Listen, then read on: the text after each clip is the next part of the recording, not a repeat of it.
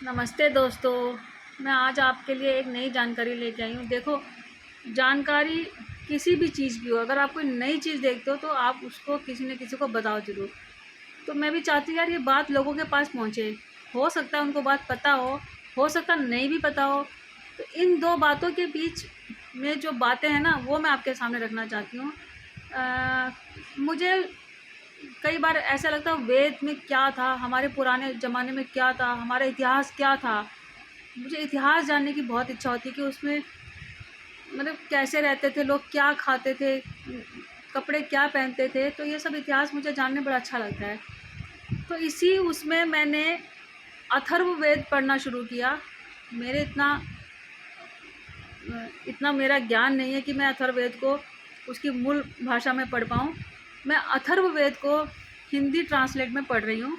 तो हिंदी ट्रांसलेट में श्री राम शर्मा, शांति कुंज के जो संस्थापक है, श्री राम शर्मा, डॉक्टर श्री राम शर्मा, उन्होंने भी हिंदी में उसका अनुवाद किया हुआ है। और इसके अलावा भी एक और अनुवाद है, उन सबको मैं पढ़ भी रही हूँ।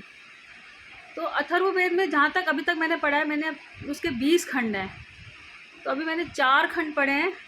बहुत कुछ चीज़ें उसमें समझ में नहीं आती, बहुत चीज़ें समझ में भी आती हैं। तो शुरू से ही उसमें अग्नि, वायु, जल, हर चीज़ की को से इलाज माना है। उसमें लिखा है कि पानी पानी जो है आपका आपकी दवाई है। आप जितना पानी पियोगे आपको कभी कोई बीमारी नहीं होगी।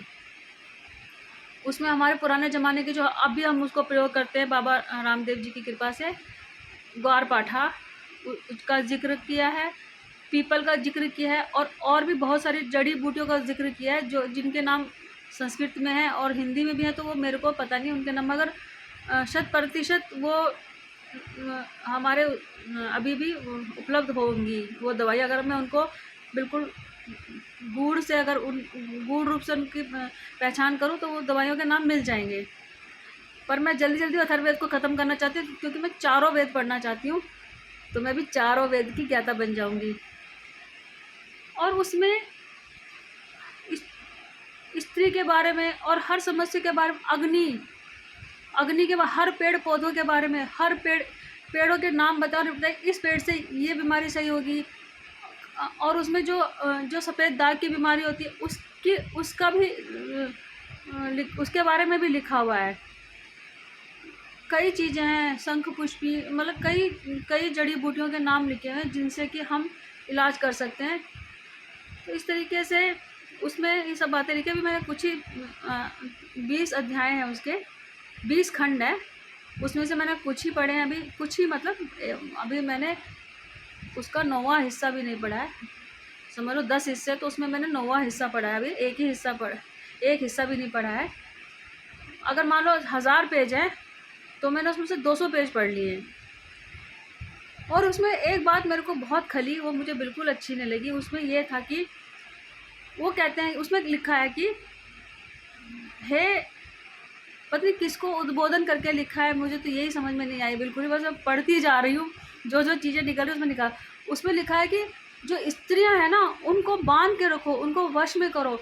उनके हृदय में और उनके यहाँ जितना भी दिमाग है ना, उनके हृदय में जितना भी ज्ञान है, उन सबको ख़त्म कर दो, उसको शून्य कर दो और स्त्रियों को अपने वश में रखो। पता नहीं ये बात सही है गलत है, ये मैं नहीं जानती हूँ। आजकल के ज़माने में अगर स्त्रियों के बारे में ऐसी बात कर दी जाए तो बड़ा मुश्किल है। कोई भी स्त्री नहीं मानेगी किसी को अपने वश में करने में, किसी के वश में रहने में। अपने वश में तो कर लेगी मगर किसी के वश में नहीं वो रह सकती है। तो ऐसी बातें मैं पढ़ रही हूँ उसको, फिर मैं आपके सामने लेकर आऊँगी। मैंने सोचा ये मोबाइलों में लगे रहते हैं, कुछ फालतू की चीज़ें देते, कम से कम कुछ ज्ञान की चीज़ें, क्योंकि जब उम्र बढ़ती जाती है ना, कुछ मिलता नहीं है तो ज्ञान की चीज़ें ही पढ़ते रहो। तो मैं और भी आपको चीज़ें बताती रहूँगी, जो मेरी दिमाग में घुसी है वो यही बातें घुसी हैं अभी तक। तो फिर आके मैं आपको बताती जाऊँगी।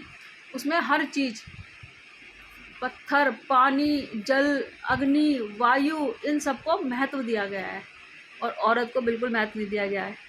हो सकता है मैं गलत हूँ, मगर मैंने जो पढ़ा मैं आपको बता रही हूँ।